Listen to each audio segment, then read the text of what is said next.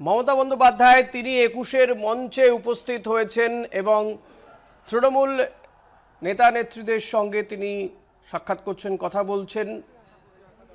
রয়েছেন টলিপাড়ার শিল্পী নচিকেতা চক্রবর্তীর বাড়ি থেকে একটি গুরুত্বপূর্ণ ফোন এসছে, সেই জন্য একটু ব্যস্ত আছে। কিছুক্ষণের মধ্যেই সে মঞ্চে উপস্থিত হবে। আপনারা ঠিক যেভাবে সকাল থেকে সুশৃঙ্খলভাবে এই সমাবেশে জড়ো হয়েছেন, আর খানিকক্ষণের অপেক্ষা, তারপরে আমরা বক্তব্য শুনব সর্বভারতীয় সাধারণ সম্পাদক শ্রী অভিষেক বন্দ্যোপাধ্যায়, এবং সর্বশেষে যার বক্তব্য শোনার জন্য বাংলার বিভিন্ন প্রান্ত থেকে লক্ষ লক্ষ মানুষ এখানে উপস্থিত হয়েছেন, এবং টেলিভিশনের সামনে যারা অধীর আগ্রহে তার বক্তব্য শোনার অপেক্ষায় রয়েছেন।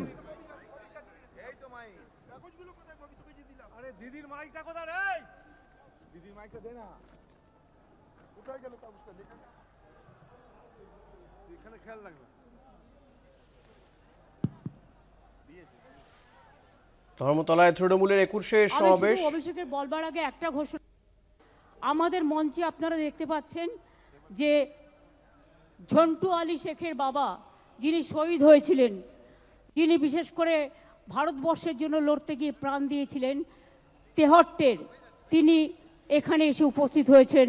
আমরা তাকে সাদরে বরণ করব। বসুন বসুন।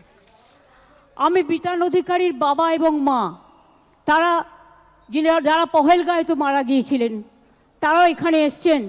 আমি তাদের, আমাদের সকলের পক্ষ থেকে সেই শহীদ পরিবারগুলোকেও আমরা সম্মান জানাবো। আপনারা বসুন, তোমরা বসো না, ওদের দেখতে দাও। হ্যাঁ, আমরা আগে প্রথম তাদের সম্মান জানাবো। এক সেকেন্ড।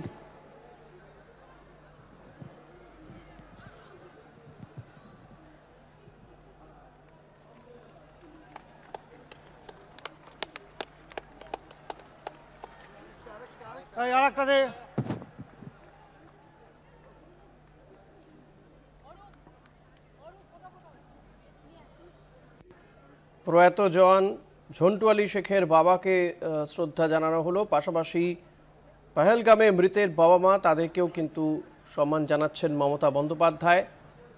আর আমাদের দলের সহকর্মীদের পক্ষ থেকে আমরা এই দুটো পরিবারকে, আমাদের সামান্য দলীয় কর্মীদের 1 টাকা করে দেওয়া, আমরা 1 লক্ষ টাকা করে এই দুটো পরিবারের হাতে আমরা 21শে জুলাই আমরা তাদের পরিবারের হাতে তুলে দিচ্ছি।